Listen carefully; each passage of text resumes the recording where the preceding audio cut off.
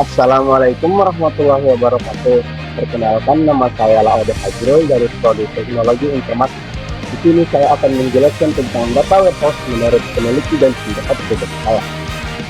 Pengertian data warehouse menurut para peneliti, berdasarkan poster yang sudah saya buat, terdapat 5 kajian akademik dengan 5 definisi DW dari jurnal yang telah dirangkum secara komprehensif. Data warehouse adalah sistem penyimpanan data terintegrasi yang dirancang khusus untuk mendukung proses analisis dan pengambilan keputusan dalam skala besar. Para peneliti sepakat bahwa data warehouse memiliki 4 karakteristik utama yang membedakannya dari sistem penyimpanan data biasa. Pertama, subject oriented, artinya data di dalam data warehouse diorganisasikan berdasarkan subjek atau topik tertentu seperti penjualan, keuangan, atau sumber daya manusia, bukan berdasarkan proses bisnis harian. Kedua, integrated. Maksudnya, data yang masuk ke dalam data warehouse berasal dari berbagai sumber yang berbeda-beda, namun disatukan secara konsisten dalam satu format yang seragam. Ketiga, time harian, yang berarti data warehouse menyimpan riwayat perubahan data dari waktu ke waktu, sehingga memungkinkan analisis tren dan pola historis.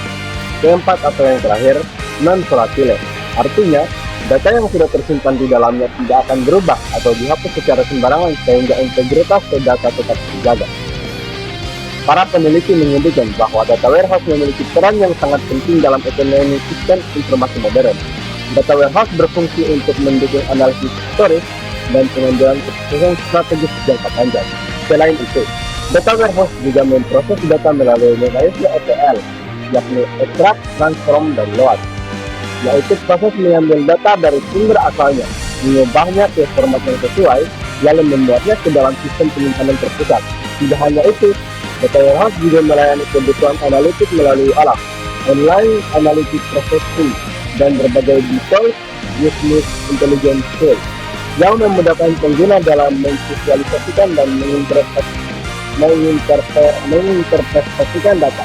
Pada akhirnya, data warehouse menjadi pembantu utama bagi sistem-sistem penilai seperti data mart, data mining, dan business intelligence.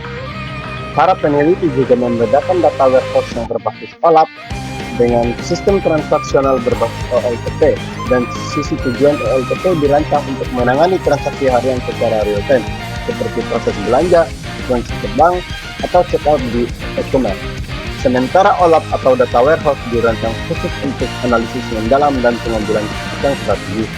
Dari sisi data, OLTP mengelola data yang bersifat saat ini dengan tingkat detail yang sangat tinggi, sedangkan data warehouse menyimpan data historis dalam bentuk agregat multidimensi yang lebih cocok untuk analisis jangka panjang.